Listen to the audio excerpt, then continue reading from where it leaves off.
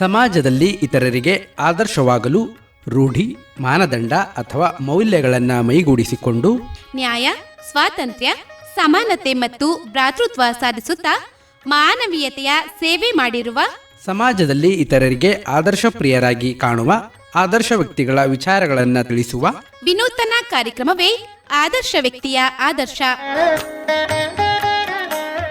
ತಪ್ಪದೇ ಕೇಳಿ. ಪ್ರತಿ ತಿಂಗಳ 2ನೇ ಮತ್ತು 4ನೇ ಭಾನುವಾರ ಮಧ್ಯಾಹ್ನ 12 ಗಂಟೆ 11 ನಿಮಿಷಕ್ಕೆ ನಿಮ್ಮ ನೆಚ್ಚಿನ ಜನಧ್ವನಿ ಬಾನುಲಿಯಲ್ಲಿ.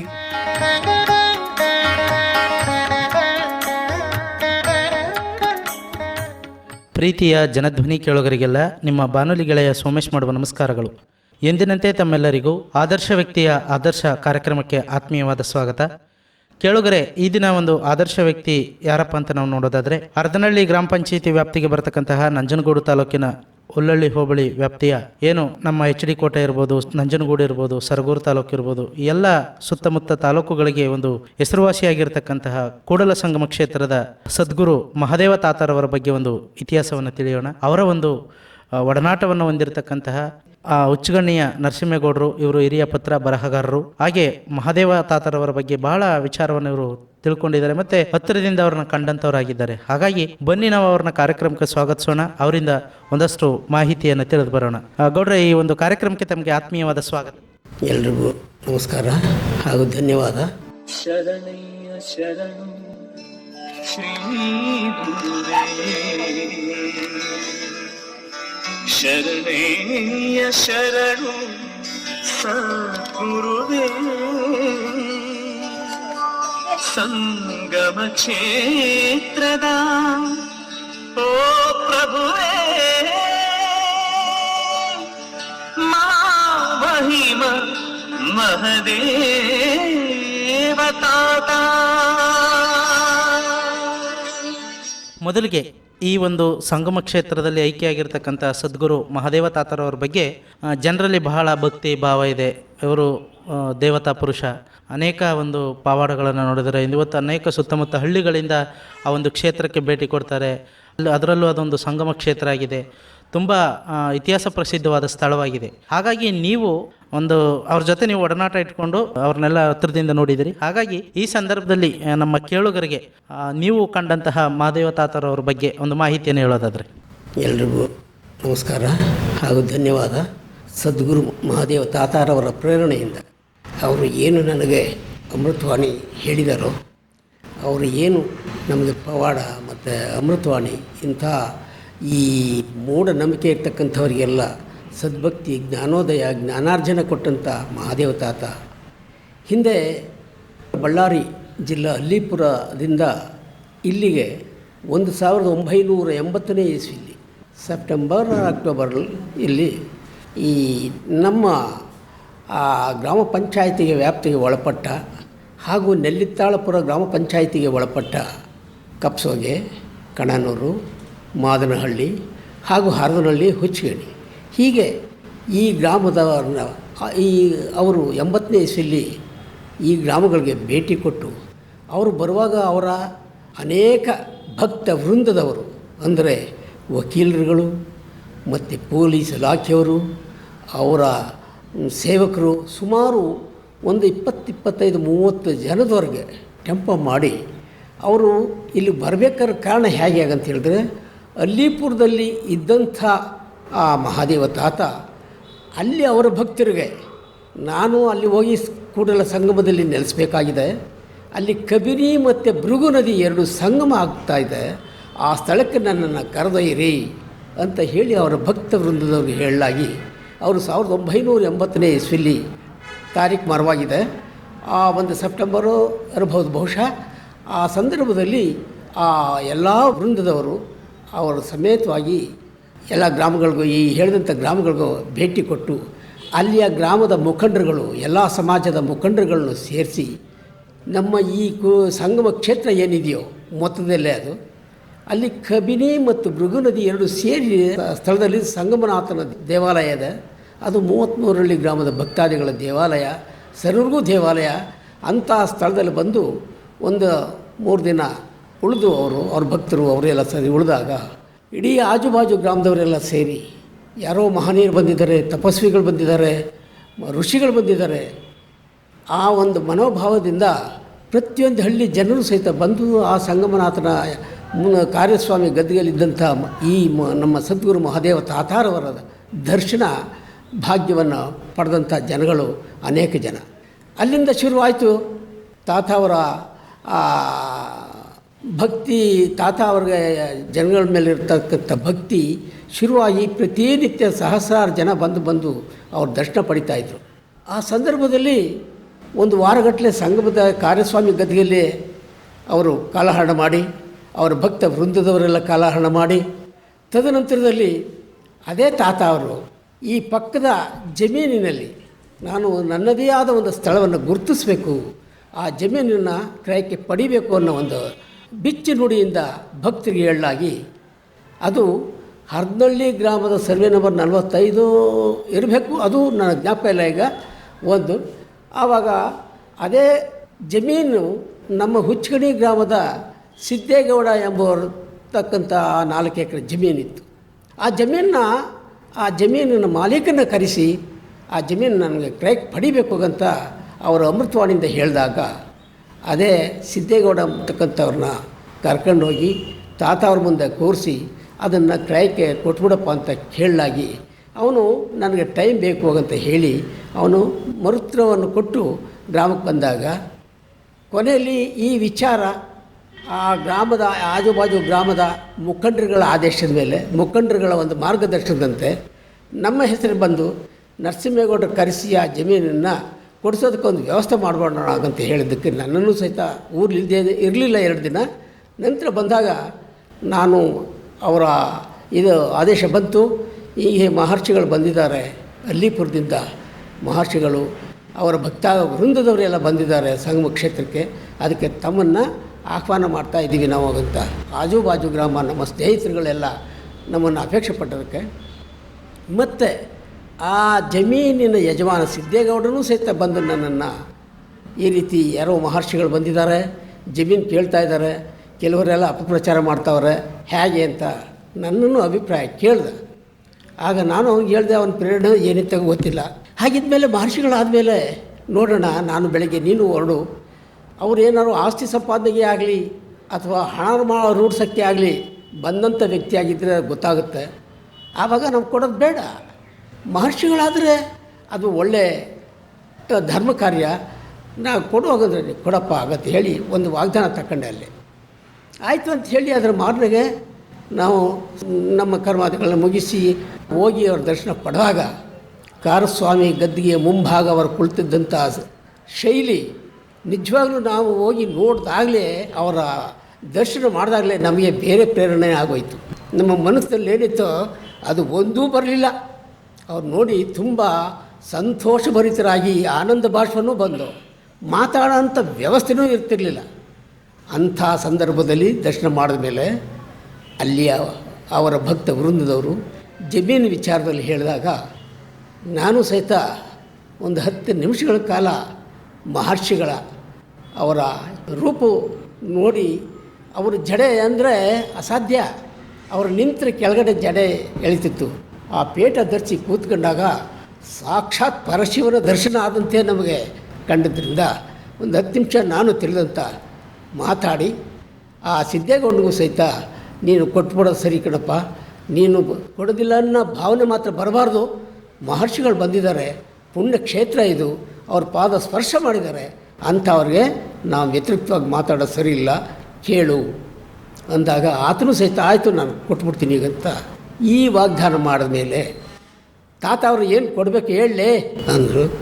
ಆಗ ಅವನು ತಾವೇ ಹೇಳಿ ಬುದ್ಧಿ ಅಂದರೆ, ಇಲ್ಲೇ ಕಡೆ ಹೇಳಲೇ ಆಸ್ತಿ ನಿಂದು, ಎಕರೆಗೆ 4,000 ರೂಪಾಯಿ ಕೊಡಬೇಕು ಬುದ್ಧಿ ಅನ್ನ. ಜಾಸ್ತಿ ಆಯಿತು ಕಣ್ಲೇ. ಆಗ ನಾನು ಇವನಿಗೆ ಸನ್ನೆ ಮಾಡಿದೆ ಸಿದ್ದೇಗೌಡನಿಗೆ, ನೀವು ವ್ಯಾಪಾರ ಹೇಳಬೇಡ, ನೀವೇನು ಕೊಡ್ತೀರಿ ಕೊಡಿ ಅಂತ ಹೇಳು. ಅದೇ ರೀತಿಯಾಗಿ ತಾತನ ವ್ಯಾಪಾರ ಹೇಳೋದಿಲ್ಲ, ತಾವೇನು ಕೊಡ್ತೀರ ಕೊಡಿ, ಅಷ್ಟಕ್ಕೆ ಸಂತೃಪ್ತರಾಗಿ ಚೆನ್ನಾಗಿರು ಅನ್ನೋ ಒಂದು ದೃಷ್ಟಿಯಿಂದ ಆವತ್ತೇ ಎಲ್ಲರೂ ವಕೀಲರುಗಳಿದ್ದರು, ಸಬ್ ಇನ್ಸ್ಪೆಕ್ಟರ್ಗಳು, ಎಂತೆಂಥ ಭಕ್ತರು.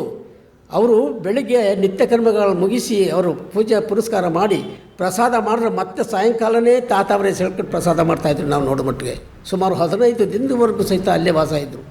ಅಂಥದ್ರಲ್ಲಿ ಆ ವಕೀಲರುಗಳೆಲ್ಲ ಸಮಕ್ಷಮ ಅವರು ಒಪ್ಕೊಂಡಾಗ ಈಗಲೇ ಅಗ್ರಿಮೆಂಟ್ ಆಗಬೇಕು ಅಂತಂದರು. ಯಾರು ಬರೆಯೋರು ಅಂದರು. ಆಗ ಅಲ್ಲೇ ನಮ್ಮ ಗುರುತು ಹೇಳಿದ್ರು. ಆಗ ಬರೆಸಿ ಅಗ್ರಿಮೆಂಟ್ ಆಯಿತು. ಅಗ್ರಿಮೆಂಟ್ 15 ದಿನದಲ್ಲೇ ಅಗ್ರಿಮೆಂಟು ವಾಯ್ದೆ 15 ದಿನ ಮೇಲೆ ರಿಜಿಸ್ಟರ್ ಮಾಡಿಸ್ಕೊತೀವಿ ಅಂತ ಹೇಳಿ ನಿಗದಿ ಆಯಿತು. ಅದಾದಮೇಲೆ ಅವರು ಆಶೀರ್ವಾದ ಪಡ್ಕೊಂಡು ಮನೆ ಬಂದು 3 ದಿನಕ್ಕೆ ನಾಳೆಗೆ ರಿಜಿಸ್ಟ್ರೇಷನ್ಗೆ ಹೋಗಬೇಕು ಅನ್ನೋ ಒಂದು ಆದೇಶ ಬಂತು. ತಾತ ಅವ್ರ ಕಡೆಯಿಂದ ಕಳಿಸ್ಕೊಟ್ರು. ಆವಾಗ ಚಂದ್ರವಾಡಿ ಬಸವರಾಜಪ್ಪ, ಕಾಡು ಬಸಪ್ಪನವರ ಮಗ ಬಸವರಾಜಪ್ಪನವ್ರು ಬಂದು ನಮ್ಮನ್ನು ಕರ್ಕೊಂಡು ಹೋದರು. ಪಾರ್ಟಿನೂ ಕರ್ಕೊಂಡು ಹೋದ್ರು. ಬಸವರಾಜ, ನಾಳೆ ರಿಜಿಸ್ಟ್ರಿಗೆ ಹೋಗ್ಬೇಕಂಡ್ಲೆ ರಿಜಿಸ್ಟ್ರ್ ಮಾಡಿಸ್ಕೊಂಡು ಬರಬೇಕು, ಕರೆಸಿ ಹೇಳಿ. ಆಯಿತು ತಾತ, ನಾವು ಕರೆಸಿ ನಾಳೆಗೆ ಹೋಗಬೇಕು. ಎಲ್ಲ ರೆಡಿ ಆದವು. ನಾಳೆ ಹೋಗಬೇಕಾದ್ರೆ ಬೆಳಗ್ಗೆ ಟೈಮ್ 6 ಗಂಟೆ ಬಸ್ಸು, ಮಂಜುನಾಥ ಬಸ್ಸಿನಲ್ಲಿ ಹೋಗಬೇಕು. ಸಿದ್ದೇಗೌಡನಿಗೂ ರೆಡಿ ಮಾಡ್ಕೊಂಡೆ. ಅಲ್ಲಿಗೆ ಈ ನಮ್ಮ ಒಂದೂರಿನಲ್ಲೇ ಸ್ವಲ್ಪ ತರಳೆ ಶುರುವಾಯಿತು. ಎತ್ತು ಕಟ್ಟಿದ್ರು ಕೆಲವ್ರನ್ನ. ಆ ಸಿದ್ದೇಗೌಡನ ಚಿಕ್ಕಪ್ಪನಿಂದ ಅರ್ಧ 2 ಎಕರೆ ಕೈಗೆ ಬರೆಸ್ಕೊಂಡಿದ್ದ ಅವನು. ಅವನ ಪಿತ್ರಾರ್ಜಿತವಾದ 2 ಎಕರೆ ಆಸ್ತಿ ಮತ್ತು ಅವರ ಚಿಕ್ಕಪ್ಪಂದು 2 ಎಕರೆ ಆಸ್ತಿ, ಒಟ್ಟು 4 ಚಿಲ್ಲರೆ ಎಕರೆ ಆಸ್ತಿ ಅವನ ಹೆಸರು ಖಾತೆ ಇದ್ದದ್ದು. ಆವಾಗ ಕೆಲವರು ಏನು ಕಟ್ಟಿದ್ರು, ಕೆಲವರು ಆಸ್ತಿ ಮಾಡೋಕ್ಕೆ ಬಂದಿದ್ದಾರೆ, ಹಣ ಮಾಡೋಕ್ಕೆ ಬಂದಿದ್ದಾರೆ, ಅಂಥವ್ರಿಗೆ ಜಮೀನು ಕೊಡಿಸ್ತಾವ್ರೆ ಅದನ್ನು ಹೇಳಿ ಯಾರು ಕೊಟ್ಟಿದ್ರೋ ನಾವು ಸಹಿ ಮಾಡಿಲ್ಲ, ನಮ್ಮ ಅಪ್ಪ ಕೊಟ್ಬಿಟ್ಟಿದ್ದಾನೆ ಅಂತಂದ್ಬಿಟ್ಟು ಬಸ್ ಹತ್ತುವಾಗ ಅವನ್ನ ಹಿಡಿದು ಎಳ್ಕೊ ಹೊರಟೋದ್ರು. ಬಸ್ ಹತ್ತುವಾಗ ನಂಜನಗೂಡಿಗೆ ನಾವು ಹೊರಟಿದ್ದೀವಿ. ಹೊರಟಾಗ ಅವ್ರ ಅಣ್ಣ ತಮ್ಮದಿರು ಅಂದರೆ ಅವರ ಚಿಕ್ಕಪ್ಪನ ಮಕ್ಕಳು ಅಣ್ಣ ತಮ್ಮದಿರಾಗಿರ್ತಕ್ಕಂಥವ್ರು ಜೋಗೇಗೌಡ, ಸಿದ್ದೇಗೌಡ ಅಂತ ಈಗ ಪಾಪ ದೈವಾಧೀನರಾದರು ಅವರು. ಅವ್ರು ಬಂದು ಬಸ್ಸಿಂದ ಕೆಳಗಡೆ ಎಳ್ಕೊಂಡು ಹೊರಟೋಗ್ಬಿಟ್ರು. ನಮ್ಮ ಆಸ್ತಿ ನಾವು ಕೊಡೋದಿಲ್ಲ, ನಾವು ದುಡ್ಡು ಕೊಟ್ಬಿಡ್ತೀವಿ ಅಂತ ಹೇಳ್ಬಿಟ್ಟು ಹೇಳ್ಕೊಂಡು ಹೋದ್ರು. ಇದನ್ನು ನಾವು ತಾತ ಅವ್ರಿಗೆ ನಿವೇದನೆ ಮಾಡಬೇಕು ಅನ್ನೋ ದೃಷ್ಟಿಯಿಂದ ಅದೇ ಬಸವರಾಜಪ್ಪ ನಾವು ಹೋಗಿ ತಾತ ಅವ್ರಿಗೆ ಸುಮಾರು 10 ಗಂಟೆ ವೇಳೆಯಲ್ಲಿ, ತಾತ ಈ ರೀತಿ ಪರಿಸ್ಥಿತಿ ಆಯಿತು, ನೋಂದಣಿಗೆ ಬರಬೇಕಾದಂಥ ವ್ಯಕ್ತಿನ ಬಸ್ಸಿಂದ ಹಿಡಿದು ಎಳ್ಕೊಂಡು ಹೊರಟೋದ್ರು, ಅವ್ನು ಬರ್ತಾರೋ ಬರೋದಿಲ್ಲ ಗೊತ್ತಾಗೋದಿಲ್ಲ, ನಮಗೆ ಗ್ಯಾರಂಟಿ ಇಲ್ಲ ಅಂದು. ಆಗ ಒಂದು 10 ನಿಮಿಷ ಕೂತು ಯೋಚನೆ ಮಾಡಿ, ಅವರು ಭವಿಷ್ಯತ್ ಕಾಲ ನೋಡಿತಕ್ಕಂಥ ಮಹಾನ್ ವ್ಯಕ್ತಿಗಳವರು. ನೀವು ಹೋಗ್ರೆ ಅವ್ನು ಬರ್ತಾನೆ, ಹೋಗ್ರಲ್ಲೇ ನೀವು ಈ ಥರ ಹೇಳಿದ್ರು. ಏನಪ್ಪ ತಾತ ಅವ್ರು ಈ ಥರ ಹೇಳ್ತಾ ಇದ್ದಾರೆ, ಅವನು ಅಲ್ಲಿದ್ದಾನೆ, ನಾವು ಹೇಗೆ ಹೋಗೋದು? ಆಯಿತು, ಕೊನೆಯಲ್ಲಿ ತೀರ್ಮಾನ ಮಾಡ್ಕೊಂಡು ನಾನು ಮತ್ತು ಬಸವರಾಜಪ್ಪ, ಚಂದ್ರವಾಡಿ ಬಸವರಾಜಪ್ಪ ಅವರ ಬೈಕ್ನಲ್ಲಿ ನಾವಿಬ್ಬರೇ ಅದಕ್ಕಿಂತ ಮುನ್ನ ಸಬ್ ರಿಜಿಸ್ಟ್ರ್ ಆಫೀಸ್ಗೆ ಹೋಗಿ ನಾವು ಸಾಹೇಬರಲ್ಲಿ ತಿಳುವಳಿಕೆ ತಗೊಂಡು, ಯಾಕೆಂದರೆ ಫಾರಮ್ ನಂಬರ್ 81ಗೆ ಪರ್ಚೇಸರ್ ಸಹಿ ಆಗಬೇಕು ಸ್ವಾಮಿ, ಈ ರೀತಿ ಅವರು ತುಂಬ ಮಹರ್ಷಿಗಳವರು, ಮಹಾ ತಪಸ್ವಿಗಳವರು, ಅವ್ರನ್ನ ನಾವು ಇಲ್ಲಿ ಬರೋಕ್ಕೆ ಆಗೋದಿಲ್ಲ, ಆದ್ದರಿಂದ ತಾವು ರಿಜಿಸ್ಟ್ರೇಷನ್ ಮಾಡಿಕೊಡ್ಬೇಕು ಅಂತ ಕೇಳ್ಕೊಂಡಾಗ ಸತ್ಯನಾರಾಯಣ ಅಂತ ಸಾಹೇಬರಿದ್ದರು. ಆ ಪುಣ್ಯಾತ್ಮರು ಸಹಿತ ಯಾವಾಗ ಈ ಮಹರ್ಷಿಗಳ ಹೆಸರು ಹೇಳಿದ ಮೇಲೆ ಆಯಿತು ಬನ್ನಿ ಹೋಗಿ ನಾನು ರಿಜಿಸ್ಟರ್ ಮಾಡಿಸ್ಕೊಡ್ತೀನಿ, ಒಂದೇ ಒಂದು ಇನ್ನೇನಿಲ್ಲ, ಅವ್ರು ಇಲ್ಲದೆ ನಾವು ರಿಜಿಸ್ಟರ್ ಮಾಡಿಸ್ಕೊಂಡು ಬಂದು ಆ ಸಂದರ್ಭದಲ್ಲಿ ನಾವು ಹೋಗಿ 1 ಗಂಟೆಗಳ ಕಾಲ ಕೂತಿದ್ದು ಪತ್ರ ಎಲ್ಲ ಬರೆದು ಎಲ್ಲ ರೆಡಿ ಮಾಡ್ಕೊಂಡೆ. ಪತ್ರ ಬರೆದವ್ರು ನಾನು ಎಲ್ಲ ರೆಡಿ ಮಾಡ್ಕೊಂಡಾಗ ಈ ಸಿದ್ದೇಗೌಡ ಅಂತ ವ್ಯಕ್ತಿ ಯಾವುದ್ರಲ್ಲಿ ಬಂದೋ ಇದು ಮಾತ್ರ ನಾನು ಆತ್ಮಸಾಕ್ಷಿಯಾಗಿ ಹೇಳ್ತಾ ಇದ್ದೀನಿ, ಯಾವುದ್ರಲ್ಲಿ ಬಂದೋ ಅಂತ ನಮ್ಗೆ ಗೊತ್ತಾಗಲಿಲ್ಲ. 12 ಗಂಟೆ ಒಳಗಡೆ ಸಲೀಸ ಬಂದ್ಬಿಟ್ಟ. ನಾವು ಆವಾಗ ನೀ ಹೆಂಗೆ ಬಂದ ಏನು ಬಂದಂತೂ ಕೇಳೋಕ್ಕೆ ನಾವು ಇಚ್ಛೆ ಪಡಲಿಲ್ಲ, ಬಾಯಿ ಬರಲಿಲ್ಲ ನಮಗೆ. ಕಾರಣ ಯಾಕೆ, ಒಡಾಟ ಮಾಡ್ಕೊಂಡು ಗುದ್ದಾಟ ಮಾಡ್ಕೊಂಡು ಎಳ್ಕೊಂಡು ಹೋದಂಥ ವ್ಯಕ್ತಿನ ಇನ್ನು ಯಾಕೆ ಕಂಡು ತಪ್ಪಿಸ್ಕೊಬಂದ?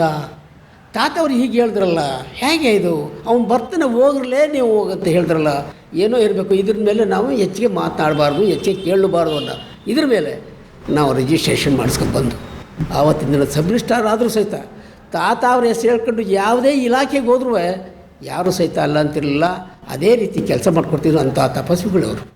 ನೋಡಿರೋ ನೋಡಿರೋ ಸಂಗಮ ಕ್ಷೇತ್ರ, ನೋಡಲು ಸಾಲದಂತೆ 1000 ನೇತ್ರ, ಶಿವನಂಶ ಹೊತ್ತಂತ ಧರೆಗಿಳಿದು ಬಂದಂತ, ಶಿವನಂಶ ಹೊತ್ತಂತ ಧರೆಗಿಳಿದು ಬಂದಂತ ಮಹದೇವ ತಾತನ ಪುಣ್ಯ ಕ್ಷೇತ್ರ. ನೋಡಿರೋ ನೋಡಿರೋ ಸಂಗಮ ಕ್ಷೇತ್ರ. ಅವರು ವಾರಣಾಸಿಲಿ, ಏಳುಮಲೆಯವನಲ್ಲಿ ಎಲ್ಲ ಕಡೆಯೂ ತಪಸ್ಸು ಮಾಡಿ ಕೊನೆಯಲ್ಲಿ ಅಲ್ಲಿಪುರದಲ್ಲಿ ಸೇರಿದಂಥ ವ್ಯಕ್ತಿ.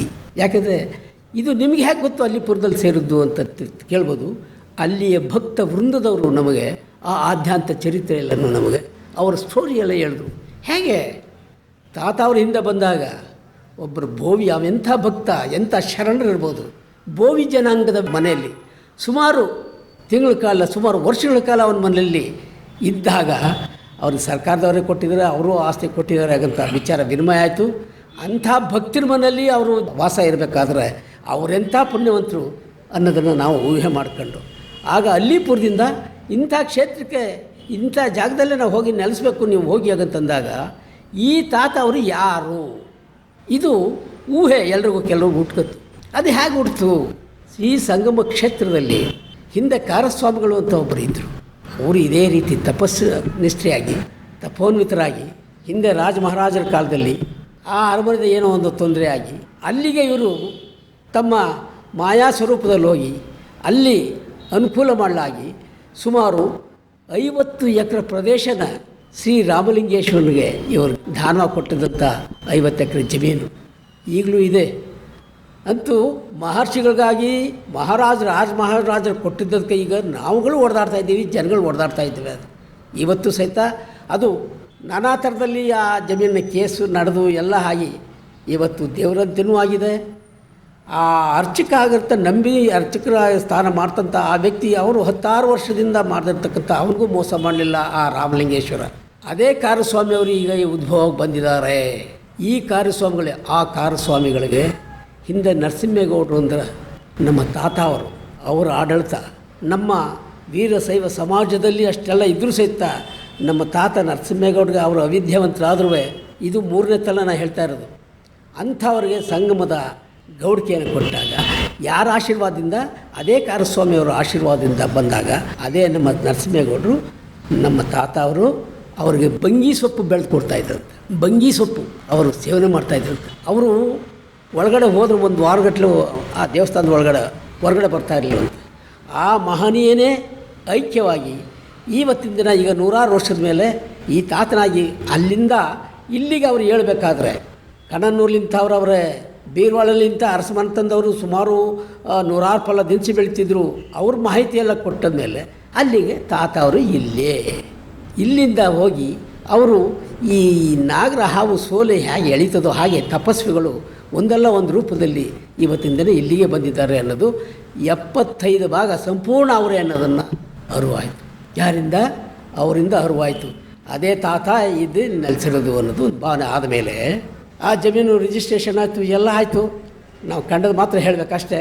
ಅವ್ರನ್ನ ನೋಡೋದಕ್ಕೆ ಮಾತ್ರ ಧಾರವಾಡ, ಗುಲ್ಬರ್ಗ, ಬೆಳಗಾಮು, ಅಲ್ಲಿಪುರ ಮತ್ತೊಂದು ಮುಗಿದೊಂದು ಔಟ್ ಆಫ್ ಸ್ಟೇಟ್ನವರೇ ಸುಮಾರು ಜನ ಭಕ್ತಾದಿಗಳು ಬಂದರು.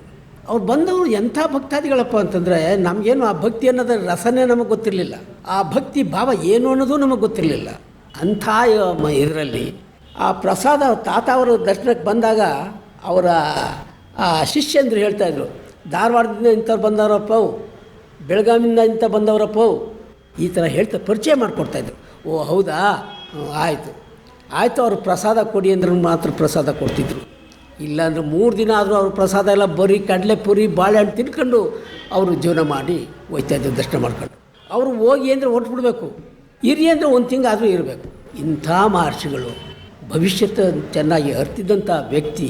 ಅಂಥವ್ರಿಗೆ ಜನ ಸಾಗರೋಪಾದಿಯಲ್ಲಿ ಬರೋಕ್ಕೆ ಶುರು ಮಾಡಿದ್ರು. ಆದರೆ ನಮ್ಮ ಆಜುಬಾಜು ಗ್ರಾಮದವರು ನಾವು ಆ ಭಕ್ತಿನ ನಾವು ಸದುಪಯೋಗ ಪಡಿಸ್ಕೊಳ್ಳೋಕ್ಕಾಗಲಿಲ್ಲ. ಆ ಸಂದರ್ಭದಲ್ಲಿ ಅವ್ರ ಜೀವಂತ ಇದ್ದಾಗ ನಾವು ಏನೂ ಉಪಯೋಗ ಪಡ್ಕೊಳ್ಳೋಕ್ಕಾಗಲಿಲ್ಲ. ಆದರೂ ಸಹಿತ ಅದೆಷ್ಟೋ ಜನ ಅವರ ಆಶೀರ್ವಾದ ಪಡೆದು ಮುಂದೆ ಬಂದರು, ಚೆನ್ನಾಗಾದರು. ಪವಾಡಗಳ ತೋರಿ ಶಿವತತ್ವವ ಸಾರಿ ಮೆರೆದಂತ ಸದ್ಗುರುವಿನ ಸನ್ನಿಧಾನವು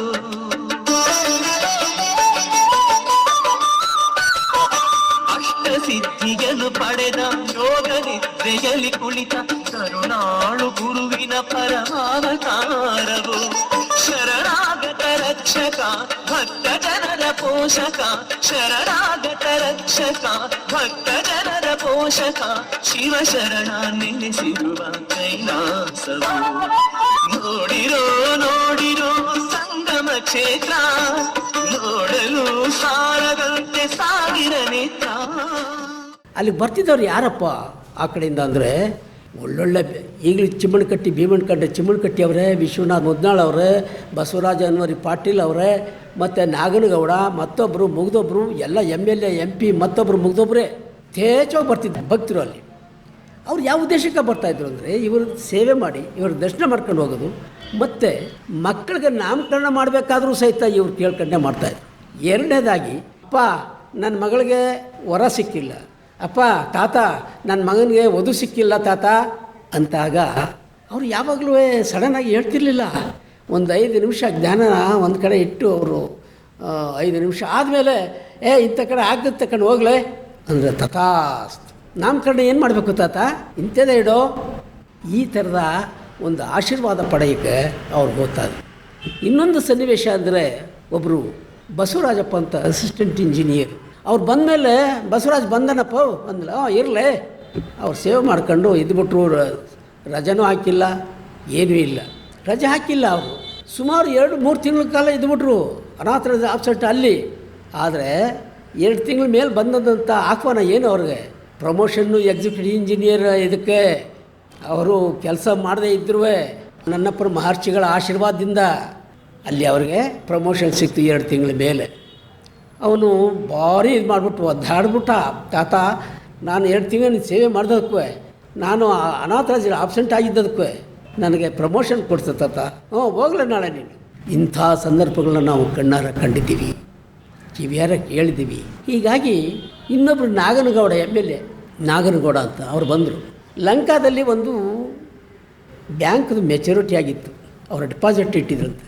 ಅವ್ರು ಒಂದು ಕಡೆ ಇದ್ದವರಲ್ಲ, ಅವರು ಅದ್ವಾನಿ ಅಲ್ಲೂ ಇದ್ದವರು. ಅವರು ಆ ಮೆಚುರಿಟಿ ಆಗಿದ್ದದಕ್ಕೆ ಯಾರನ್ನು ಕಳಿಸ್ಬೇಕು ಅನ್ನೋ ತೀರ್ಮಾನ ಮಾಡಿ ನಾಗನಗೌಡರನ್ನ ಕಳಿಸೋಣ.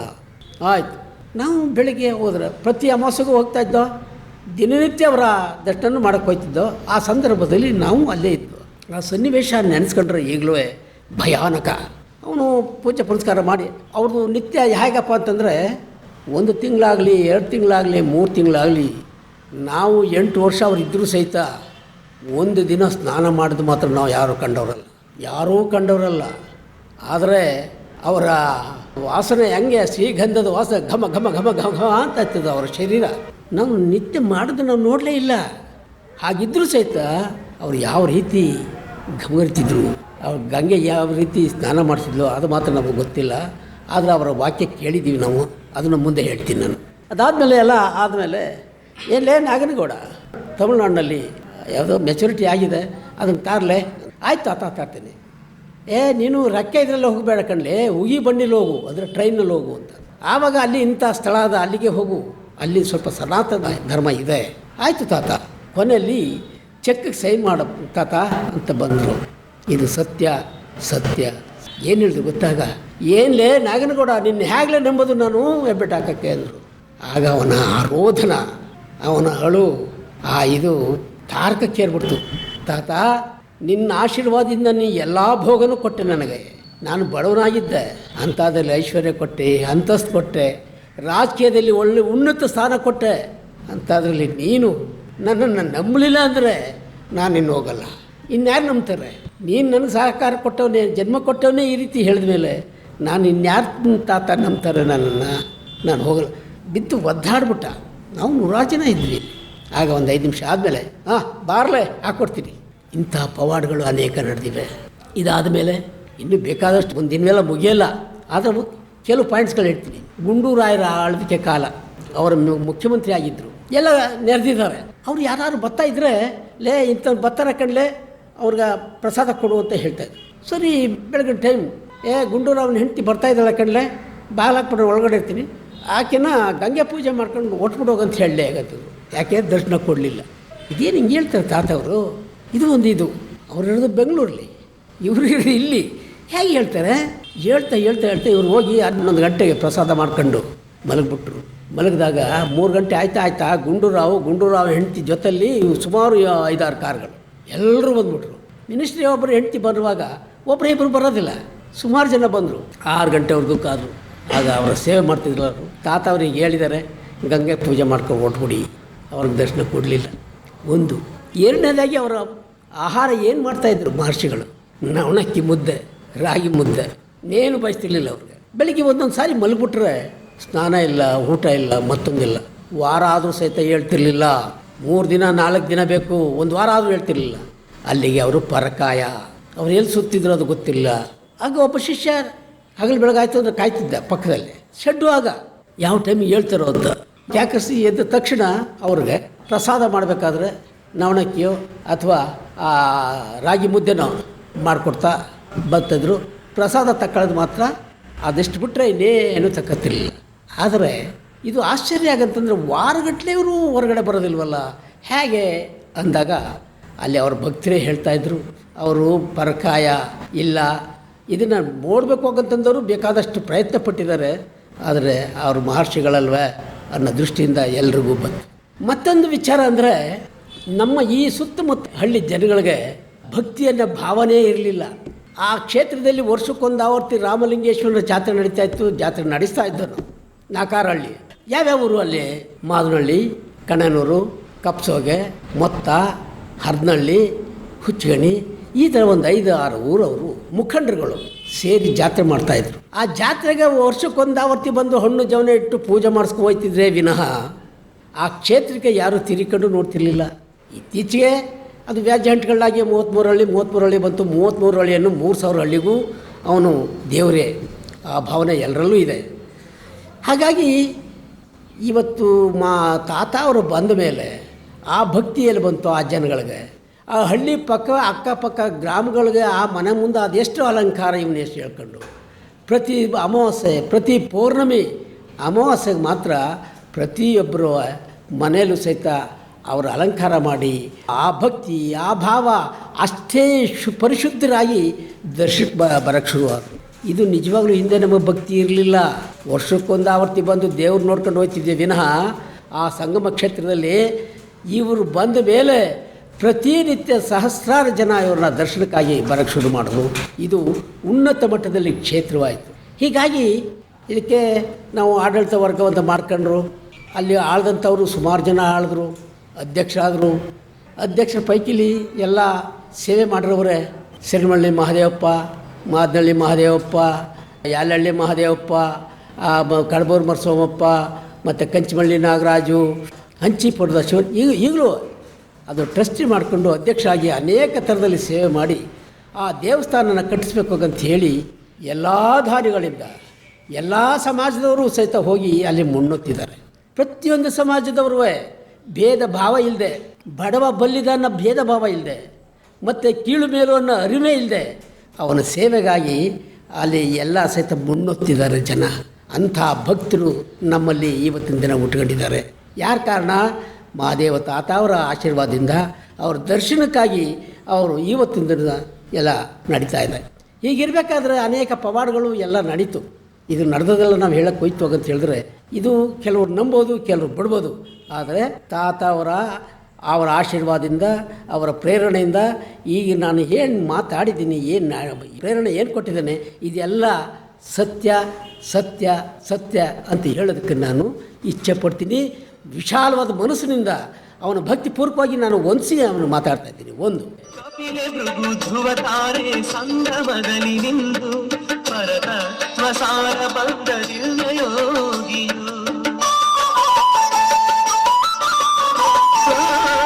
ಕತ್ತುಗೆಯಲಿ ಸದ್ಗುರುವು ಉದ್ಧರಿಸಲು ಭಕ್ತರನ್ನು ತಪಮಗೈದ ಮಹತ್ಯಾಗಿಯ ಪುಣ್ಯ ತಾಣವು. ಮಹದೇವತಾಕ ನಮಗೆ ಕೊಡುವುದಾಕ ತಾತಗೆನಲು ಭಕ್ತ ಜನಕ್ಕೆ ಪಾಪರಹಿತರು. ನೋಡಿರೋ ನೋಡಿರೋ ಸಂಗಮ ಕ್ಷೇತ್ರ, ನೋಡಲು ಸಾಲದಂತೆ 1000 ನೇತ್ರ. ಶಿವನಂಶ ಭಕ್ತಂತ ಹರಿಗಿಳಿದು ಬಂದಂತ, ಶಿವನಂಶ ಭಕ್ತಂತ ಹರಿಗಿಳಿದು ಬಂದಂತ ಮಹದೇವ ತಾತನ ಪುಣ್ಯ ಕ್ಷೇತ್ರ. ನೋಡಿರೋ ನೋಡಿರೋ ಸಂಗಮ ಕ್ಷೇತ್ರ, ನೋಡಲು ಸಾಲದಂತೆ 1000 ನೇತ್ರ. ಹೀಗಿರ್ಬೇಕಾದ್ರೆ ಅವರು ನಾನು ಇರೋದಿಲ್ಲ, ನನ್ನ ಕರೆ ಜಾಸ್ತಿ ಇದೆ, ಹೋಗಬೇಕು ಕಣ್ಲೆ ಅಂತ ಹೇಳ್ಬಿಟ್ಟು ಅವರ ಭಕ್ತ ವೃಂದದವ್ರಿಗೆ ಅಲ್ಲಿ ಒಬ್ಬರು ರಾಜಣ್ಣ ಅಂತ ಇದ್ದರು. ಅವ್ರ ಸೇವಕರು ಬಳ್ಳಾರಿಂದ ಬಂದಿರ್ತಿದ್ರು. 2 ತಿಂಗ 3 ತಿಂಗ ಹಿಂಗೆಲ್ಲ ಇರ್ತಿದ್ರು. ಆ ರಾಜಣ್ಣನವ್ರಿಗೆ ನಾನು ನೋಡ್ರೆ ಈ ರೀತಿ ಆಗಿದೆ, ನನಗೆ ಕರೆ ಜಾಸ್ತಿ ಆಗಿದೆ ಕಣ್ಲೆ, ನಾನು ಭಾನುವಾರ ಹೋಗಬೇಕು, ಎಲ್ಲ ರೆಡಿ ಮಾಡ್ಕೊಳ್ಳಿ. ಅದಕ್ಕಿಂತ ಮುನ್ನ ತಾತ ಅವರು ಐಕ್ಯವಾಯ್ತೀವೋ ಏನೋ ಅನ್ನೋದು ದೃಷ್ಟಿಯಿಂದ ಒಬ್ಬರು ಜೆ.ಇ. ಆನಂದ್ ಅಂತ ಹುಲ್ಲಳ್ಳಿ ಇದ್ದರು. ಅವ್ರನ್ನ ಕರೆಸಿ ಒಂದು ಚಿಕ್ಕದೊಂದು ದೊಡ್ಡದೊಂದು ಇದು ಅವರ ಸಮಾಧಿ ಇದಕ್ಕೆ ಅದನ್ನು ಅಳತೆ ಮಾಡಿಸಿದ್ರು ಅವರು. ಇದ್ರಿಗೂ ಎಲ್ರಿಗೂ ಆಶ್ಚರ್ಯ, ಓಹೋ ಮುಂದಲ ಇದಕ್ಕಾಗಿ ಇವ್ರು ಮಾಡಿಸ್ತಾ ಇದ್ದಾರೆ. ಅವನೆಂಥ ಭಕ್ತ, ಯಾರು ಆ ಇಂಜಿನಿಯರು. ಆ ಇಂಜಿನಿಯರ್ ಕರೆಸ್ಬೇಕಾದ್ರೆ ಅವನು ಕರೆಸ್ಲೇ ಇಂಥವ್ರನ್ನ ಅಂತ ಹೇಳೋರು. ಹಾಗೆ ಆ ಒಂದು ಭಕ್ತಿ ಅನ್ನೋದೊಂದು ರಸ ಇದ್ದರೆ ಅವರಾಗಿದ್ದು ಅವರೇ ಕರೆಸ್ಕೊತಾಯಿದ್ರು. ಈ ರೀತಿಯಾಗಿ ನಡಿಬೇಕಾದ್ರೆ ತಾತ ನೀವು ಹೇಳ್ತಾ ಇದ್ದೀರಿ, ಈಗ ಮುಂದೆ 15 ದಿನಕ್ಕೆ ಒಂದು ವಾರಕ್ಕೆ ನೀವು ಲಿಂಗೈಕ್ಯರು ಆಗ್ತೀವಿ ಆಗಂತ ಹೇಳಿ ಎಲ್ಲರಿಗೂ ನೀವು ತಿಳುವಳಿಕೆ ಕೊಟ್ಟಿದ್ದೀರಿ, ಬಳ್ಳಾರಿ ಆ ಸೈಡೆಲ್ಲ. ಇವತ್ತು ನಾಳೆಗೆ ನೀವು ಕೂರ್ಸಿ ಆಗತ್ತಂದರೆ ನೀವು ಹೇಳಿದ್ದವರೆಲ್ಲ ಬಂದು ನಮ್ಮ ಪರಿಸ್ಥಿತಿ ಏನಾಗಬೇಕು, ನಮ್ಮನ್ನು ಉಳಿಗೊಟ್ಟಾರ, ನಮ್ಗೆ ಯಾಕೆ ಹೇಳಲಿಲ್ಲ ಅಂತ ಹೇಳ್ತಾರೆ. ದಯವಿಟ್ಟು ಆ ರಾಜಣ್ಣ ಅಂತ ನೀವು ಹಿಂದೆ ಹೇಗೆ 2 ಸಾರಿ ನೀವು ಸಾವನ್ನು ಗೆದ್ದಿದ್ದೀರೋ ಅದೇ ರೀತಿಯಾಗಿ ಗೆಲ್ಲಿದ್ದಿ ತಾತ ಅಂದಾಗ ಯೋಚನೆ ಮಾಡಿ, ನಾಳೆ ಸೋಮವಾರ ಹೊಸ ವರ್ಷ, ಮಂಗಳವಾರ ಹೋಗಲ್ಲ, ಬುಧವಾರ ಇರಲ್ಲ ಕಳ್ಳೆ, ಈ ಥರ ಬಂದು ಅವರ ಅಮೃತವಾಣಿ ನೋಡಿದಾಗ ಅವರು ಅದೇ ರೀತಿಯಾಗಿ 1988 ಇಸ್ವಿ ಮಾರನೆಗೆ ಆಗಬೇಕು. 88 ಇಸ್ವಿಯಲ್ಲಿ ಅವರ ಐಕ್ಯವಾದದ್ದು. ಬುಧವಾರ ಬೆಳಗಿನ ಜಾವ ಅವರು ಲಿಂಗೈಕ್ಯರಾದರು. ಆ ಒಂದು ನುಡಿ ಹೇಗೆ ನೋಡಿ, ನನಗೆ ಕರೆ ಕಂಡ್ಲೇ, ನನಗೆ ಕರೆ ಬರ್ತಾ ಇದೆ, ನಾನು ಹೋಗಬೇಕು ಅಂತ ಹೇಳಿ ಅವರು ನಾನು ಸೋಮವಾರ ಇಲ್ಲ, ಮಂಗಳವಾರ ಹೋಗಲ್ಲ, ಬುಧವಾರ ಇರಲ್ಲ ಅಂತ ಹೇಳಿದಾಗ ಅವರು ಲಿಂಗೈಕ್ಯರಾದಾಗ ಆ ಜನಸ್ತೋಮ ಅಸಾಧ್ಯವಾದ ಜನ ಭಕ್ತರು ಬಂದು ಅದಕ್ಕೆ ಹೇಳಿದು ಶರಣರು ಸತ್ತ ಮೇಲೆ ನೋಡು ಅಂತ ಹೇಳ್ತಾರೆ. ಹಾಗೆ ಇವತ್ತಿನ ದಿನ ಆ ಕ್ಷೇತ್ರ ಏನಾಗಿದೆಯಪ್ಪ ಅಂದರೆ, ನಮ್ಮದು ನಂಜನಗೂಡು ಕಾಶಿ ದಕ್ಷಿಣ ಕಾಶಿ ಆಗಿತ್ತು, ಈಗ 2ನೇ ಕಾಶಿ ಆಗಿದೆ ನಮ್ಮ ತಾತ ಅವರ ಆಶೀರ್ವಾದದಿಂದ. ನಮ್ಮ ತಾತ ಅವರ ಪಾದ ಸ್ಪರ್ಶ ಮಾಡಿದ ಮೇಲೆ ಆ ಕ್ಷೇತ್ರಕ್ಕೆ ಇವತ್ತು ನಂಜನಗೂಡು 2ನೇ ಕ್ಷೇತ್ರವಾಗಿದೆ ಕಾಶಿಯಾಗಂತೇಳಿ. ಇದನ್ನು ಹೆಮ್ಮೆಯಿಂದ ನಾವು ಹೇಳ್ತಾ ಇದ್ದೀವಿ ನಮ್ಮ ಪಂಚಾಯತರು. ನಮಗೆಂಥ ಭಾಗ್ಯ ರೀ. ಪೂರ್ವ ಭಾಗದಲ್ಲಿ ನಂಜುಂಡೇಶ್ವರ ಅವನೇ, ಪಶ್ಚಿಮ ಭಾಗದಲ್ಲಿ ಭೀಮನಕೊಲ್ಲಿ ಮಾದೇಶ್ವರ ಅವನೇ, ಮಲ್ಲಿಕಾರ್ಜುನ ಅವನೇ, ದಕ್ಷಿಣ ಭಾಗದಲ್ಲಿ ಚಿಕ್ಕದೇವಮ್ಮ ಒಬ್ಬ ಇದ್ದಾಳೆ, ಬೀರೇಶ್ವರ ಅವರೇ, ಉತ್ತರ ಭಾಗದಲ್ಲಿ ಚಾಮುಂಡೇಶ್ವರಿ. ಸುತ್ತಮುತ್ತ ನಾವು ದೇವತೆಗಳನ್ನೇ ನಾವು ಇಟ್ಕೊಂಡಿದ್ದೀವಿ. ನಾವೆಂಥ ಪುಣ್ಯವಂತರು, ಕಾರ್ಮಿಕೇಟಿಗಳಲ್ಲ ನಾವು. ಇವತ್ತಿನ ದಿನ ನಮ್ಮ ಹರದಳ್ಳಿ ಪಂಚಾಯಿತಿ ಆಗಲಿ, ಇಡೀ ಊರಲ್ಲಿ ಹೋಗ್ಲಿ, ನಂಜನಗೂಡು ತಾಲೂಕು ಇವತ್ತು ಹೆಸರುವಾಸಿ ಆಯಿತು. ಇಡೀ ಕರ್ನಾಟಕದಲ್ಲಿ ತಾತ ಅವರ ಹೆಸರು ಇವತ್ತು ಅಷ್ಟು ಎತ್ತರಕ್ಕೇರಿದೆ. ತಾತ ಅವರೊಬ್ಬರಿಂದ ಇವತ್ತು ಎಲ್ಲ ಗ್ರಾಮದವ್ರಿಗೂ, ಎಲ್ಲ ಭಕ್ತರಿಗೂ ಸಹಿತ ಇವತ್ತು ಆ ನಂಜನಗೂಡು ತಾಲೂಕು ಉಳ್ಳಳ್ಳಿ ಹೋಬಳಿ ಸಂಗಮ ಕ್ಷೇತ್ರದಲ್ಲಿ ತಾತ ಅವ್ರ ಗದ್ದಿಗೆ ಹಾಗಂತ ಹೇಳಿದಾಗ ಇಡೀ ಕರ್ನಾಟಕದವರೇ ನೋಡ್ತಾ ಇದ್ದಾರೆ ನಮ್ಮ ಯಕ್ಷರಿ. ಹಾಗಾಗಿ ಅದಾದಮೇಲೆ ಎಲ್ಲ ದಾನಿಗಳಿಂದ ಕಟ್ಟಡ ಕಟ್ಟಬೇಕು ಅಂತ ಹೇಳಿ ಇವತ್ತು ಬೃಹದಾಕಾರದಲ್ಲಿ ಕಟ್ಟಡ ಕಟ್ಟಿದ್ದಾಯಿತು. ಸಿರಿಮಳ್ಳಿ ಮಾದೇವಪ್ಪನ ಪೀರಿಯಡ್ಲು ಕಟ್ಟಿದ್ರು, ಮತ್ತು MK ಸುಬ್ಬಣ್ಣನ ಪೀರಿಯಡ್ನಲ್ಲೂ ಕಟ್ಟಿದ್ರು.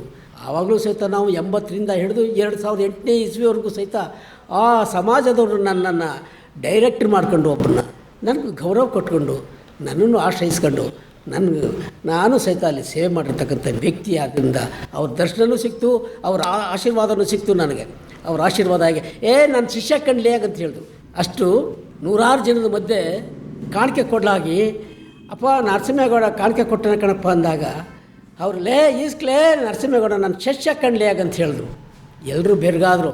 ಅಷ್ಟೇ ಸಾಕಲ್ವಾ, ಸಾರ್ಥಕ ಅಲ್ವಾ? ನಾವು ಇನ್ನೇನು ತಗೊಂಡು ಹೋಗೋದು ಬೇಡ, ಏನು ತರೋದು ಬೇಡ, ನಾವು ಯಾರಿಗೂ ಏನು ಮಾಡೋದು ಇಲ್ಲ, ಉಪಕಾರ ಮಾಡೋ ಶಕ್ತಿನೂ ನಮಗಿಲ್ಲ. ಯಾಕೆಂದರೆ ಆರ್ಥಿಕ ಪರಿಸ್ಥಿತಿಯಲ್ಲೂ ನಾವು ಹದಗೆಟ್ಟಿದ್ದೀವಿ. ಆ ದೃಷ್ಟಿಯಿಂದ ಅವನ ಆಶೀರ್ವಾದದಿಂದ ಇವತ್ತು ನನಗೆ ಎಲ್ಲ ಥರದಲ್ಲೂ ಅನುಕೂಲ ಕೊಟ್ಟನೆ, ಎಲ್ರಿಗೂ ಅನುಕೂಲ ಕೊಟ್ಟಿದ್ದಾನೆ. ಹಾಗಾಗಿ ಅಂತಹ ಸಂದರ್ಭದಲ್ಲೂ ಸಹಿತ ಮಾಡಿದ್ಮೇಲೆ ನಾವು ಇತ್ತೀಚೆಗೆ ಸುಮಾರು ಜನ ಅವರ ದೈವಾಧೀನರಾದ ಮೇಲೆ ಸುಮಾರು ಜನ ಅಧ್ಯಕ್ಷಗಳಾದು ಕಮಿಟಿ ಮಾಡಿ ಇವತ್ತು ಎಲ್ಲ ಸಮಾಜದವರು ಒಂದುಗೂಡಿಸ್ಕೊಂಡು ಇವತ್ತು ಟ್ರಸ್ಟ್ ನಡೆಸ್ತಾ ಇದ್ದಾರೆ. ಅನೇಕ ಥರದಲ್ಲಿ ಒಳ್ಳೆಯದ ರೀತಿಯಲ್ಲಿ ಬರ್ತಾ ಇದ್ದಾರೆ ಈಗ ಟ್ರಸ್ಟಿಯವರು. ಕೊನೆಯದಾಗಿ ಈ ನಾವು ಪ್ರಥಮ ಹಂತದಲ್ಲಿ ಅವರು ಶಿವೈಕ್ಯರಾದ ಮೇಲೆ ನಾವು ಒಂದು ಸುಮಾರು 10-15 ಜನ, ನಾನು ಅಂತ ಹೇಳ್ಕೊಳ್ಳೋದು ಬೇಡ, ನಾನು ಒಬ್ಬ ದಾಸ, ಒಬ್ಬ ಸೇವಕ, ಯಾಲಹಳ್ಳಿ ಮಾದೇವಪ್ಪ, ಮಾದನಹಳ್ಳಿ ಮಾದೇವಪ್ಪ, ಮತ್ತು ಕಣನೂರು ನಾಗರಾಜು, ಕಪ್ಸೋಗೆ ಮಲ್ಲಿಕಾರ್ಜುನ, ಈ ಥರದವರೆಲ್ಲ ಸುಮಾರು ಒಂದು 15-25 ಜನ ಸೇರ್ಕೊಂಡು ತಾತ ಅವರ ಹೆಸರ ಮೇಲೆ ಪ್ರತಿ ಅಮಾವಾಸ್ಯಲ್ಲೂ ನಾವು ಅನ್ನದಾನ ಮಾಡಬೇಕು ಅಂಥೇಳಿ ಪ್ರಥಮ ಹಂತದಲ್ಲಿ 25 ಸೇರು ಅಕ್ಕಿ ಹಾಕಿ ಅದೇ ಪ್ರಥಮದಲ್ಲಿ ನಾವು ದಾಸೋಹ ಮಾಡಿದೆವು. ಇವತ್ತಿನ ದಿನ ಪ್ರತಿ ಅಮಾವಾಸ್ಯೆಗೂ ಸುಮಾರು 12 ಕ್ವಿಂಟಾಲ್ ಅಕ್ಕಿ, ಪ್ರತಿ ಅಮಾವಾಸ್ಯೆಗೆ 12 ಕ್ವಿಂಟಾಲು 15 ಕ್ವಿಂಟಾಲ್ವರೆಗೂ ದಾಸೋಹ ನಡೀತದೆ. ಮತ್ತು ದಿನನಿತ್ಯ ಬರ್ತಕ್ಕಂಥ ಭಕ್ತಾದಿಗಳಿಗೂ ದಾಸೋಹ ನಡೀತದೆ. ಒಂದು ಅಮಾವಾಸ್ಯೆಯಲ್ಲಿ ಇಷ್ಟಾದ ಮೇಲೆ ತಾತ ಅವರ ಆ ಲಿಂಗೈಕ್ಯರಾದ ಪ್ರತಿ ವರ್ಷ ಮಾಡಬೇಕಾದಂಥ ಗಣಾರಾಧನೆಯಲ್ಲಿ 40 ಕ್ವಿಂಟಾಲ್ ಅಕ್ಕಿ ಹಾಕಿ ಬಂದಂಥ ಭಕ್ತಾದಿಗಳಿಗೆ ದಾಸೋಹ ಮಾಡ್ತಾರೆ. ಹೇಗಪ್ಪ ಈ ವರ್ಷಕ್ಕೊಂದು ಆವರ್ತಿ ನಡೀತಕ್ಕಂಥ ಆರಾಧನೆನ ಎಲ್ಲ ಸಮಾಜದವ್ರ ಹತ್ರ ಎಲ್ಲ ದಾನಿಗಳ ಹತ್ರ ವಸೂಲಿ ಮಾಡ್ತಾರೆ. ಅಕ್ಕಿ ಆಗಲಿ, ತರಕಾರಿ ಆಗಲಿ, ಹಣ ಆಗಲಿ. ಆದರೆ ಅಮಾವಾಸ್ಯೆಗೆ ಒಂದು ಆವರ್ತಿ ನಡೀತದಲ್ಲ, ತಿಂಗಳಿಗೊಂದು ಅಮಾವಾಸ್ಯೆ, ಒಂದೊಂದು ಊರವರೇ ಮಾಡ್ತಾ ಇದ್ದಾರೆ. ಯಾಕೆ? ಊರವರೆಲ್ಲ ಒಗ್ಗಟ್ಟಾಗಿ ತಾತವ್ರ ಹೆಸಳ್ಕೊಂಡು 10 ಪಲ್ಲು ಅಕ್ಕಿ ಹಾಕ್ಕೊಂಡು ದಾಸೋಹ ಮಾಡ್ತಾವ್ರೆ. ಆ ಶಕ್ತಿ ನಮ್ಗೆ ಎಲ್ಲಿ ಬರಬೇಕು? ಅದನ್ನು ನೋಡಿ ನಾವು ಆನಂದ ಪಡಬೇಕು. 1 ಗ್ರಾಮ ಅಲ್ಲ, 2 ಗ್ರಾಮ ಅಲ್ಲ, ನಿಮ್ಮ ಮೈಸೂರಿಂದ ಹಿಡಿದು ಸುತ್ತಮುತ್ತ ಹಳ್ಳಿಯವರೆಲ್ಲ ನಾವು ಮಾಡ್ತೀವಿ, ನಮ್ಗೆ ಅವಕಾಶ ಕೊಡಿ, ದಾಸೋಹ ಮಾಡೋಕ್ಕೆ ನಮ್ಗೆ ಅವಕಾಶ ಕೊಡಿ ಅಂತ ಬರೋರು ನೂರಾರು ಜನ. ಅಂಥದ್ರಲ್ಲಿ ಪ್ರತಿಯೊಬ್ಬೊಂದು ಹಳ್ಳಿಗೂ ಅವಕಾಶ ಕೊಡ್ತಾವ್ರೆ ನಮ್ಮ ಸಮಾಜದವರು. ಅವ್ರು ಮಾಡ್ತಾರೆ, ಈಗಲೂ ನಡೀತಾ ಇದೆ. ಇದು ನಡಿಬೇಕಾದ್ರೆ ಕಾರಣಕರ್ತರು ಯಾರು? ಶರಣರು, ತಪಸ್ವಿಗಳು. ವಿಷ ಕುಡಿಬೋದು, ಆದರೆ ಋಷಿಗಳ ಜೊತೆಲಿ ಆಡೋದು ಕಷ್ಟ. ಅವ್ರ ಮಹಿಮೆ ಅಪಾರ. ಅವ್ರು ನಮ್ದವ್ರು ಯಾರು ಕೆಟ್ಟಿಲ್ಲ. ಇವತ್ತಿನ ದಿನ ಅವ್ರ ಆಶೀರ್ವಾದ ಆಯ್ತದೆ. ನಾವು ಎಷ್ಟು ಅನುಭವಿಸಿದ್ದೀವಿ. ಆ 1-2-3 ಘಟನೆ ಆಗಿದೆ, ಅದನ್ನು ನಾವು ಹೇಳ್ಬೋದು. ಆದರೆ ವೇದಿಕೆ ಮೇಲೆ ಬೇಕಾದ್ರೆ ಹೇಳ್ತೀನಿ, ಸಹಸ್ರಾರು ಜನ ಸೇರ್ತಾರಲ್ಲ, ಆ ವೇದಿಕೆ ಮೇಲೆ ನಾನು ಹೇಳಿ ತಾತ ಆಶೀರ್ವಾದ ಪಡೆಯೋಕ್ಕೂ ನಾನು ಭದ್ರಾಗಿರ್ತೀನಿ ಅಂತ ಹೇಳೋಕ್ಕೆ ಇಚ್ಛೆ ಪಡ್ತೀನಿ. ಅಂಥ ಪವಾಡಗಳು ಮಾಡಿದ್ದಾರೆ. ಇವತ್ತು ತಾತ ಅವರು ನೆಲೆಸಲಾಗಿ ಇವತ್ತು ನಂಜನಗೂಡು 2ನೇ ಕಾಶಿ ಆಗಿರೋದ್ರಲ್ಲಿ ಯಾವ ವಿಧವಾದ ಅನುಮಾನವೂ ಇಲ್ಲ, 2 ಮಾತಿಲ್ಲ. ಇವತ್ತು ಅದಕ್ಕಿಂತ ಇನ್ನೂ ಉನ್ನತ ಮಟ್ಟದಲ್ಲಿ ಹೋಗ್ತಾ ಇದೆ. ಒಂದು ಇವತ್ತಿನ ದಿನ ಶ್ಯಾಮನೂರು ಶಿವಶಂಕರಪ್ಪನವರು ಕೋಟಿಗಟ್ಟಲೆ ಖರ್ಚು ಮಾಡಿ ಇವತ್ತು ಚೌಲ್ಟ್ರಿ ಕಟ್ಟಿಸ್ಕೊಟ್ಟಿದ್ದಾರೆ, ಸರ್ವರಿಗೂ ಅನುಕೂಲ ಆಗಲಿ ಅಂತ. ಇವತ್ತು ಆಮೇಲೆ ಚೌಲ್ಟ್ರಿ ಕಟ್ಟಿಸ್ಕೊಟ್ಟಿದ್ದಾರೆ. ಇವತ್ತು ಮಕ್ಕಳ ವಿದ್ಯಾಭ್ಯಾಸಕ್ಕೆ ನಾವು ಹಿಂದೆ ಏನು ಹಾಕೊಂಡಿದ್ದೋ ಅದೇ ರೀತಿಯಾಗಿ ಇವತ್ತು ಮಕ್ಕಳ ವಿದ್ಯಾಭ್ಯಾಸಕ್ಕೆ ಕಟ್ಟಡ ನಡೀತಾವೆ. ಕೋಟಿಗಟ್ಟಲೆ ಕೆಲಸ ನಡೀತಾವೆ. ಯಾರ ಹೆಸರು ಮೇಲೆ? ಮಹಾದೇವ, ಸದ್ಗುರು ಮಹಾದೇವ ತಾತ ಅವರ ಹೆಸರು ಮೇಲೆ ನಡೀತಾ ಇದ್ದೇವೆ ವಿನಃ ಅವನೇ ಚಕ್ರ, ನಮ್ಮದೇನೂ ಇಲ್ಲ. ಅವ್ನು ಯಾರು ಏನು ದಾರಿ ತೋರಿಸ್ಕೊಡ್ತಾರೆ ಆದಮೇಲೆ ಹೋಗ್ತಾ ಇದ್ದೀವಿ ಹೊರತು ಜನ ಇನ್ನು ಬೇರೆ ಅನ್ಯತಾ ಇಲ್ಲ. ಆದ್ದರಿಂದ ಇದು ಇನ್ನು ಮುಂದೆ ಇನ್ನು ಎಷ್ಟು ಕೇರ್ತೋ ಗೊತ್ತಿಲ್ಲ. ಆದರೆ ಅವರು ಎಲ್ಲೆಲ್ಲಿ ತಪಸ್ಸು ಮಾಡಿದರು, ಎಲ್ಲೆಲ್ಲಿ ಏನೇನು ಮಾಡಿದರು ಅನ್ನೋದನ್ನು ಕೂತ್ಕೊಂಡ್ರೆ ಅವರ ಹಿರಿಯ ಭಕ್ತರು ಇದ್ದಾರಲ್ಲ, ಹಿರಿಯರು, ಅವ್ರ ಸೇವಕರು, ಅವರಿಂದ ಸಂಪೂರ್ಣ ಮಾಹಿತಿ ಗೊತ್ತಾಯ್ತು. ಅವರು ವಿದ್ಯಾವಂತರು, ಸಂಸ್ಕೃತ ಪಾಠಶಾಲೆಯಲ್ಲಿ ವಿದ್ಯಾಭ್ಯಾಸ ಮಾಡಿರ್ತಕ್ಕಂಥ ವ್ಯಕ್ತಿ. ಅಂಥವನು ವಾರಣಾಸಿಲಿ ಹೋಗಿ ಗಂಗೆಗೆ ತನ್ನ ಕಲ್ತಿರೋ ಏನು ಇದ್ದೋ ಎಲ್ಲ ಗಂಗೆಗೆ ಧಾರೆ. ನಾನು ಪತ್ರ ಬರೆದಾಗ ಅವರು ಹೆಬ್ಬೆಟ್ಟು, ಅವ್ರ ಮಹಿಮೆ ಯಾಕೆ ಒಂದೊಂದು ಅವರು ಏನು ವಚನ ಕೊಟ್ಟಿರ್ತಾರೋ, ಏನು ಆಶೀರ್ವಾದ ಮಾಡಿರ್ತಾರೋ ಅದರಂತೆ ನುಡಿದಂತೆ ನಡೆಯೋಂಥ ಮಹರ್ಷಿಗಳು ಇವತ್ತು ತ್ರಿಮೂರ್ತಿಗಳೇ ಅಳ್ಳಾಡ್ತಾರೆ. ಯಾಕೆ? ಬ್ರಹ್ಮಚಾರಿ. ಅವರು ಯಾರು? ಕಾವಿ ಧರಿಸ್ತವ್ರಲ್ಲ ನಮ್ಮ ಮಹಾದೇವ ತಾತ, ರೇಣುಕಾಚಾರ್ಯ ಪೀಳು ಅವರು. ಕಾವಿ ಧರಿಸ್ತವ್ರಲ್ಲ, ನಿಲುವಂಗಿ, ಬಿಳಿ ನಿಲುವಂಗಿ ಯಾವಾಗಲೂ ಹಾಕ್ತವ್ರು. ಅವ್ರ ಜಡೆ ಇವತ್ತು ಸಹಿತ ನೋಡಿದ್ರೆ ಅಸಾಧ್ಯ. ಅವರ ಅಮಾವಾಸ್ಯೆಯಲ್ಲಿ ನೋಡಬೇಕು ಅಂದರೆ ಅವರು ಬೆಳಗ್ಗೆ ಪ್ರಸಾದ ಮಾಡಿ ಕೂತ್ಕೊಂಡಾಗ ಜನಗಳ ದರ್ಶನ ಕೊಡಾಗ ಸಾಕ್ಷಾತ್ ಪರಶಿವನೇ ಕೂತಿದ್ದಾನೆ ಅನ್ನೋ ಭಾಸವಾಗ್ಬಿಡ್ತಿತ್ತು. ಅವರು ಜಡೆ, ಅವರ ಶೈಲಿ, ಮತ್ತು ಏನು ಹರಿದು ಮಕ್ಕಳು ಕಂಡಾಗೆ ಏನು ಸೂಕ್ಷ್ಮ ಮಾತಾಡೋದು. ಆದರೆ ಅವ್ರು ಮಾತಾಡೋದು ಗರ್ಜನೆ ಮಾಡಿಬಿಟ್ರೆ ಎಂಥವ್ರು ಎದುರು ಹೋಗ್ಬೇಕು ಅಂದ್ರೆ ಸಾಕು, ಹುಲಿ ಗರ್ಜನೆ. ಇಂಥ ತಾತ ಅವರು ಇಲ್ಲಿ ನಮ್ಮನ್ನು ನೆಲೆಸಿರಾಗ ನಮ್ಮಂಥ ಭಾಗ್ಯವಂತರು ಯಾರೂ ಇಲ್ಲ ಅಂತ ನಾನು ಹೇಳ್ಕೊಳ್ಳೋಕ್ಕೆ ಇಚ್ಛೆ ಪಡ್ತೀನಿ. ಹಾಗೆ ಸರ್ವರಿಗೂ ಸಹಿತ, ಸರ್ವರ ಮನಸ್ಸಿನಲ್ಲೂ ಸಹಿತ ಇರ್ತಕ್ಕಂಥ ಅಜ್ಞಾನವನ್ನು ಹೋಗಲಾಡಿಸೋ ಸುಜ್ಞಾನ ಕೊಟ್ಟು ಇಡೀ ಭಕ್ತ ವೃಂದದವರಿಗೆ ಅವರು ಅನುಕೂಲ ಮಾಡಿಕೊಳ್ಳಪ್ಪ, ಸದಾ ಅವರ ಆಶೀರ್ವಾದ ಸದಾ ರಕ್ಷಾ ಕವಚವಾಗಿರಲಿ ಅಂತ ಕೇಳ್ಕೊಂಡು ನಾನು ಈ ಮಾತನ್ನು ನಾನು ಮುಗಿಸೋಕ್ಕೆ, ವಿರಾಮ ಹೇಳೋಕ್ಕೆ ನಾನು ಇಚ್ಛೆ ಪಡ್ತೀನಿ. ಬಹಳ ಧನ್ಯವಾದಗಳು ಗೌಡ್ರೆ. ಇದುವರೆಗೂ ನೀವು ಮಾತನಾಡ್ತಾ ಇದ್ರೆ ನಮಗೆ ಏನು ಮಾತನಾಡಬೇಕು ಅಂತಕ್ಕಂಥದ್ದೇ ತಿಳಿಲಿಲ್ಲ. ಅಂತಂಥ ಸಂದರ್ಭದಲ್ಲಿ ಮಹಾದೇವ ತಾತರವರ ಜೊತೆ ಅವರನ್ನು ನೀವು ಕಣ್ಣಾರೆ ಕಂಡು ಅವರ ಒಂದು ಏನು ಪವಾಡಗಳನ್ನು ನೀವು ಕಂಡಿದ್ರಿ, ನಿಮ್ಮ ಜೊತೆ ಮಾತಾಡಿದ್ದು ನಮ್ಮ ಭಾಗ್ಯ ಅಂತ ಭಾವಿಸ್ತೀವಿ.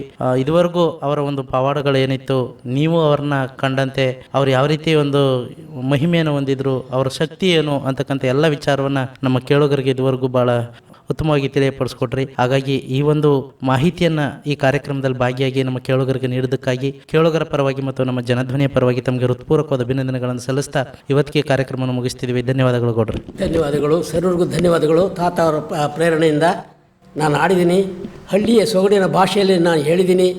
ಆ ತಪ್ಪಾದರೂ ತಾತ ಕ್ಷಮಿಸ್ಕೋಬೇಕು. ಒಳ್ಳೆಯದಾದರೂ ಸಹಿತ ನೀವೆಲ್ಲ ಗಮನದಲ್ಲಿಟ್ಕೊಂಡು ಆ ಭಕ್ತಿಯನ್ನು ಭಾವ ಸರ್ವರಿಗೂ ಬರಲಿ ಅಂತ ನಾನು ಆಶಿಸಿ ಸರ್ವರಿಗೂ ನನ್ನ ವಂದನೆಗಳು.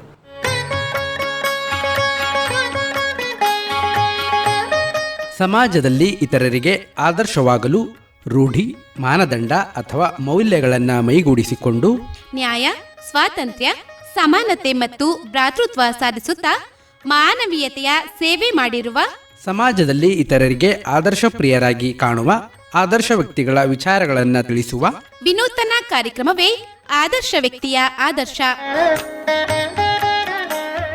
ತಪ್ಪದೇ ಕೇಳಿ ಪ್ರತಿ ತಿಂಗಳ 2ನೇ ಮತ್ತು 4ನೇ ಭಾನುವಾರ ಮಧ್ಯಾಹ್ನ 12 ಗಂಟೆ 11 ನಿಮಿಷಕ್ಕೆ ನಿಮ್ಮ ನೆಚ್ಚಿನ ಜನಧ್ವನಿ ಬಾನುಲಿಯಲ್ಲಿ.